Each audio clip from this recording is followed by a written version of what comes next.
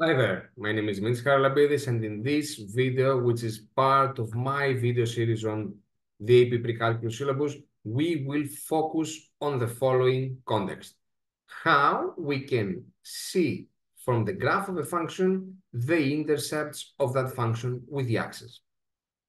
And we will do the whole process by combining example and theory together. First of all, let's define the simplest thing of all. What are the axial intercepts? We have two, we could have up to two on a function. These are the x-intercepts and the y-intercept. Regarding the x-intercepts, it can be more, let's say, could be more than one. And they are the points at where graph intersects or cuts or touches the horizontal axis.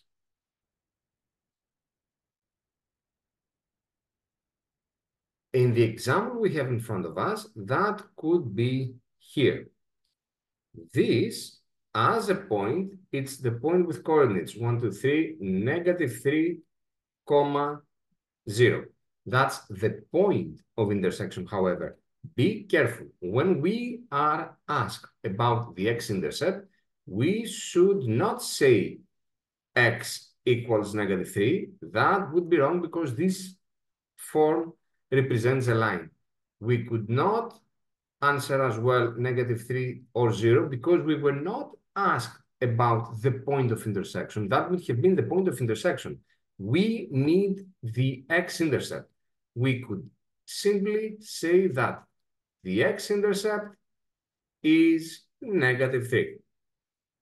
With regards now to the y-intercept, this can be at most 1.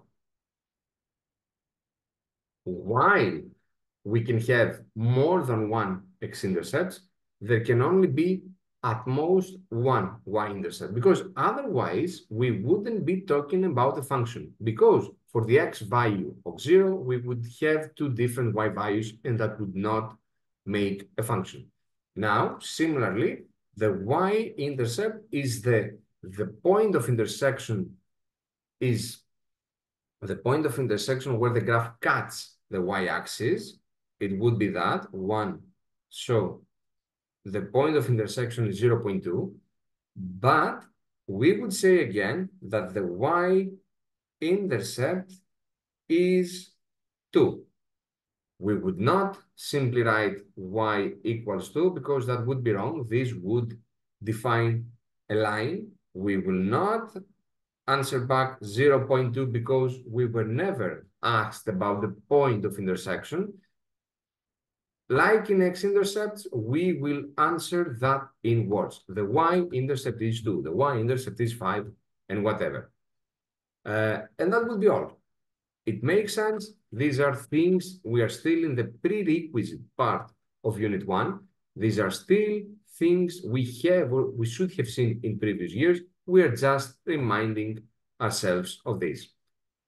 That was all. If you found this video helpful enough, don't forget to like it and to follow me on my YouTube channel. As always, thank you for your time. We'll see ourselves in one of the following videos. Have a great day.